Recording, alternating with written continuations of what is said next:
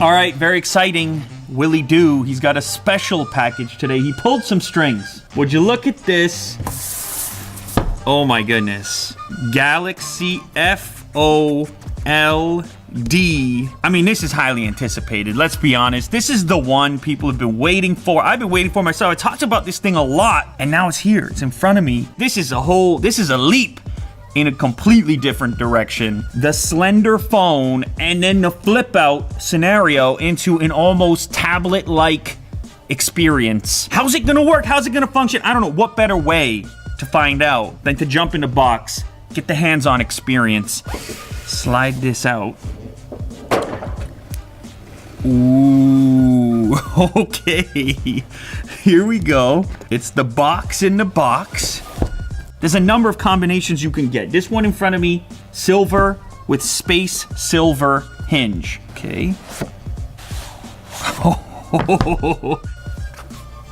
Oh, it's got the Galaxy Buds inside. Okay, we got the Galaxy Buds. Now this device will feature the wireless charge sharing. You'll be able to drop this guy onto the Galaxy Fold and charge this up right from the device. The fast charge power brick, Type-C cable to keep it charged up, and the interchangeable ear tips for those Galaxy Buds that I mentioned. Now also in here, there is this little adapter that's for transferring your data over to the new device. Okay, but this is what you care about. This is what you're interested in, myself included. Look at how slim that is already.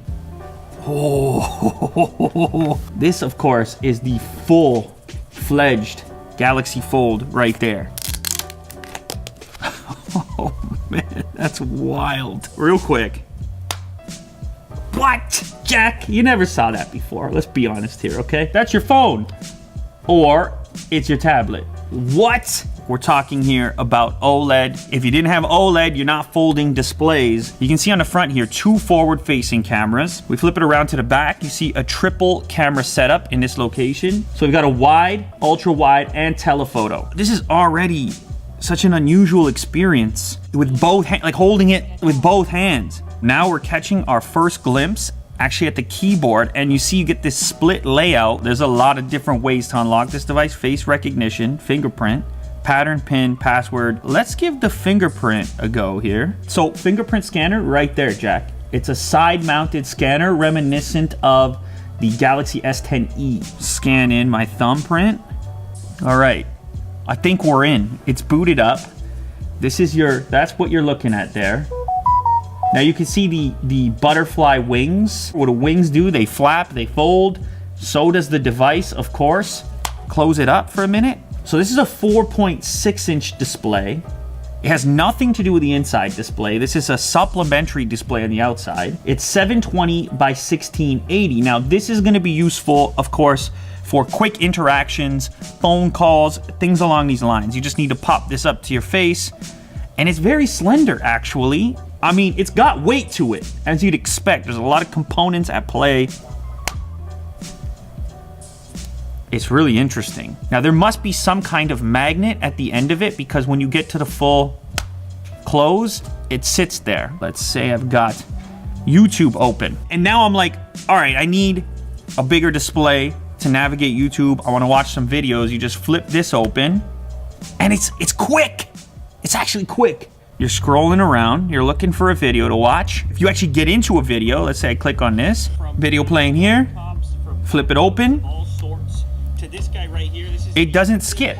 It's kind of like iPad mini territory, scale-wise. So it's 2152 by 1536 at 7.3 inches. So it really is, it's like a small tablet experience to transition into a real immersive video viewing experience. You just flip it open. These devices have become such major consumption devices for us. You saw screens scale up over time on smartphones. Back in the day when the original Note series came out, everyone was like, that's crazy. People were like, no one's gonna put that in their pocket. And then inevitably, people did. Now it's commonplace to see somebody sitting on a couch with their smartphone sort of cranked up in front of their eyeballs in an uncomfortable position. But now, when you go all the way to this form factor right here, and you're kind of in small tablet territory, that entire experience has become less uncomfortable. Like a YouTube session on this thing is a totally different proposition than a YouTube session on a smartphone as it currently stands. But as far as I can tell, I mean, this is the biggest video watching experience I think I've ever had on a phone. It's super easy to hold, like you're holding it like this. This is real life now, guys. This is what it's gonna be on the street, on the bench, in the public transit. It's a whole new thing, and you're gonna notice it from a mile away. I think this thing has fully engaged the sci-fi Lou right now. But what we're looking at is the convergence of these various devices into a singular device. Can this thing get to a point where it can legitimately replace the laptop as well? This is a real future. I'm convinced. Now keep in mind, like we said before, you close it down, it's like closing a laptop. It's ready for the pocket. And it's slender. And it's real fancy looking. This is a double tap to wake this up on the outside, like this. But then over here to unlock it. And then this is your screen off switch. And fingerprints unlocked. When I'm out on the street, when I'm out just living life, how often do I transition between the two modes? I would think I could get by through a lot of scenarios in the clamshell. You're surfing the web, you know? You hit up Twitter. You're just, it's a whole different thing going on. It's definitely expensive. We should talk about that. I mean, it's $1,980. Well, USD. It is a powerhouse though. 12 gigs of RAM in this monster. Snapdragon 855. It's got a 4380 battery. I really think it's the future. It's crazy to say. I didn't know I was gonna say it. This is some futuristic stuff. The 12-year-old me, like, holy moly, man. Like, just when you thought things were getting stagnant, and now that's real. Now that's a thing. That's a thing going on. Now, I do need to say, it's very important, okay? I do need to say, you can see where the display folds over. It depends on the background as well. I made videos on this. I expected this to be the case. And the truth is, I don't care. I don't care at all. This is magic. Ranting and raving aside here, it's still got a camera. Oh my God, look at the camera. The setup is very similar to the S10. You have the typical wide, you have the ultra wide, and of course you also have the telephoto. Here's telephoto first, typical wide, and then my favorite, ultra wide. Oh my goodness gracious. So that's your ultra wide image. There's your wide.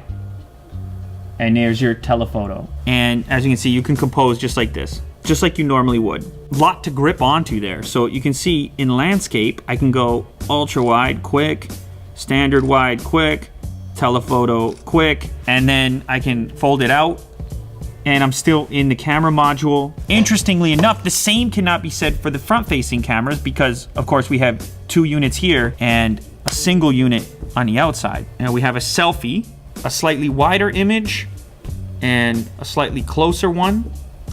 Very nice. Wow.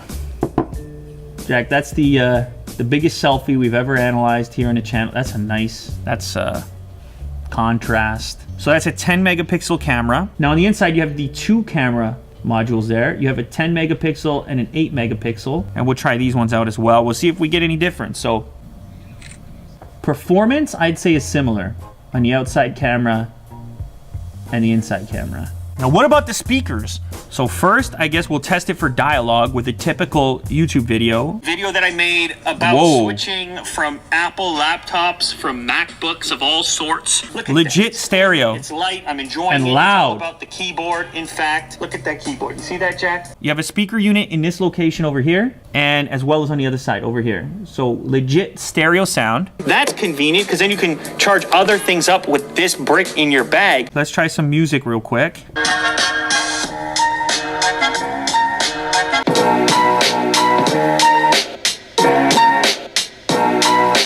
It's got a crispy sound, it's detailed, and you got sound at the left and right side. You actually have legit stereo separation, which is so unusual in the smartphone space. I mean, that's really impressive. I'm happy with that. What can we really say about it? You come into this thing, you want to be skeptical. It's your job to be skeptical. And of course, I can find a way to do that because of the price. It's still very expensive. It's almost $2,000. And I realize not everybody's gonna be able to splurge and spend 2Gs. But you want to frame it a little bit differently. You can say, what if that individual is in the market for a tablet and a phone? I gotta say, just as a tech fan though, I mean, it's so refreshing to look at something that's so different, a completely different take on something that you're so used to. And then in the other departments where it just has to be a phone, first and foremost, it's kind of like a repackaged S10, which, I mean, you already know, one of the best phones out there. You guys have watched enough videos to know it's coming through, right? The excitement level, it's coming through or it's not.